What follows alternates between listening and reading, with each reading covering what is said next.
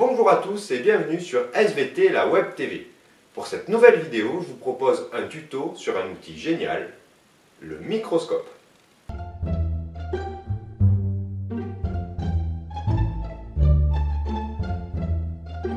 Les premières traces sérieuses du microscope datent de 1668, puisque un marchand de tissu néerlandais appelé Anthony van Leeuwenhoek aurait inventé un outil capable d'observer et de compter le fil de tissu qu'il utilise dans son travail. Il a rapidement été pris de passion pour le monde microscopique et il a observé et décrit des gouttes d'eau, des moules, des morceaux d'intestin.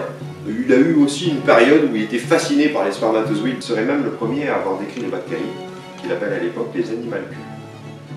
Il faut ensuite attendre le 19e siècle avec les travaux de Louis Pasteur et Robert Koch pour que la microbiologie progresse.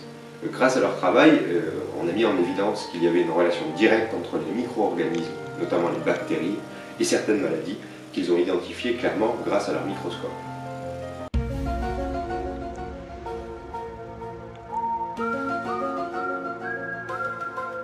Alors, il existe plusieurs types de microscopes, les microscopes optiques que nous utilisons au collège et les microscopes électroniques qui sont vraiment trop coûteux pour qu'on puisse en avoir.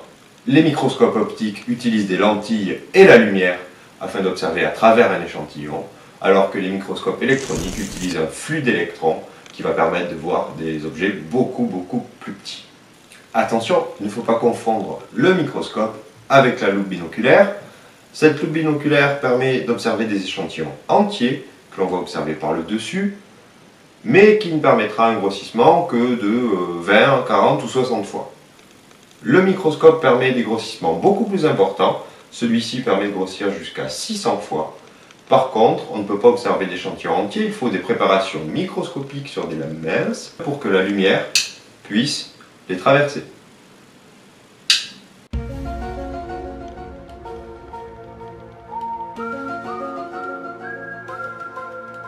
Alors, le microscope se compose de plusieurs éléments très importants. L'oculaire dans lequel vous mettrez vos yeux, qui permet un grossissement de 10 fois.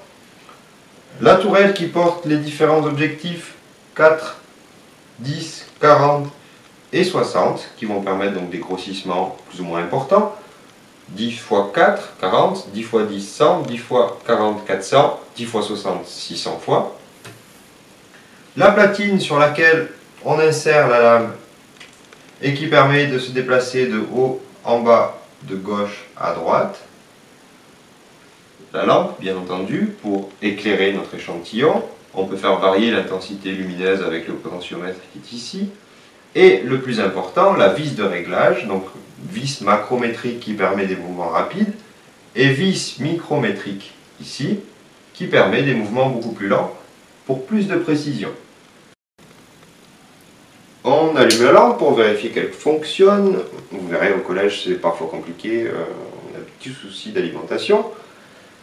On récupère la lame d'observation. Ici, il s'agit d'un frottis sanguin, sang humain. On tire sur la languette pour pouvoir mettre en place facilement sa lame et on relâche délicatement pour la coincer. On vérifie bien qu'on a le petit objectif. C'est toujours avec celui-là qu'on commence. On utilise la vis macrométrique pour rapprocher la lame au plus près de l'objectif. On vérifie que le faisceau de lumière traverse bien l'échantillon. Ici, ce n'est pas tout à fait le cas, donc on ajuste avec les petites molettes qui sont sur le côté. Seulement à ce moment-là, je peux mettre mon œil pour essayer de voir quelque chose. Je me rends compte que je n'y vois rien, donc il faut que je fasse mon réglage.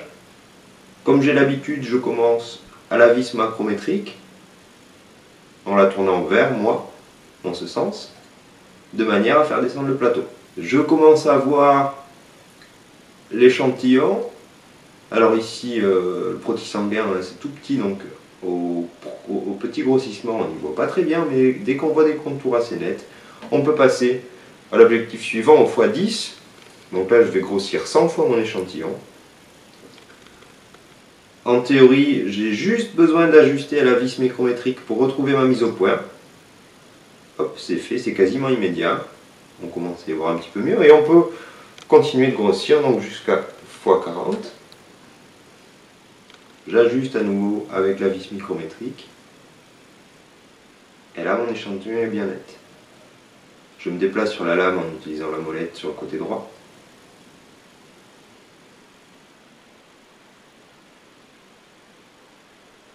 Alors, on n'utilisera pas le grossissement x60 car il nécessite qu'on mette de l'huile pour ne pas rayer l'objectif. Et c'est assez contraignant, c'est une huile qui tâche beaucoup. Donc voilà, cette vidéo est terminée. Je vous encourage vivement à la voir et même à la revoir pour que vous soyez vraiment très à l'aise avec le microscope. L'idée c'est que vous arriviez à le maîtriser suffisamment pour que je puisse le sortir pendant une séance, seulement 5 à 10 minutes, pour que vous fassiez une observation en complément du travail qu'on est en train de faire et qu'on puisse les ranger. Là jusqu'à présent, lorsqu'on utilise le microscope, ça nous prend un certain temps, c'est quasiment une séance qui est consacrée à l'utilisation du microscope.